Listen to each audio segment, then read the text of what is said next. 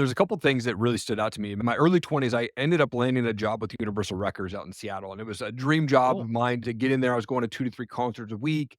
But I remember this moment, I was like 23 years old, and there was a lady that worked for another label that was at this concert that I was at, and she was not old by any means, but she was probably in her mid-30s. So that's older than I was at the time. And I remember her looking at her going, "I don't wanna be her age and doing this every day. I wanna have a family by the time I'm her age." And, I don't know why that moment stuck to me so much, but that was a moment for me that I was like, "Man, maybe I'm going down this wrong path."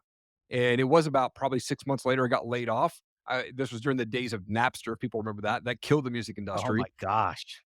And, so I got laid off from Universal Records and started working at night at Starbucks, and I was this night manager, had no Hmm. direction in life. I would get off work, I'd go to my ghetto apartment and drink myself to sleep every night.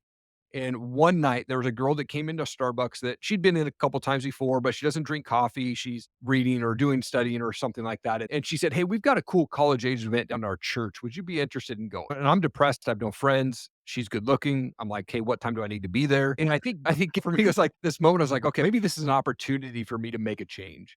And so I go to this church event, but I ended up running into guys that I knew from the other side of the state of Washington where I grew up. And I was like, dude, I haven't seen you in 5, 6, 7 years. And I feel like God was planting a seed in that moment. It was about a month later, it was Easter 2004.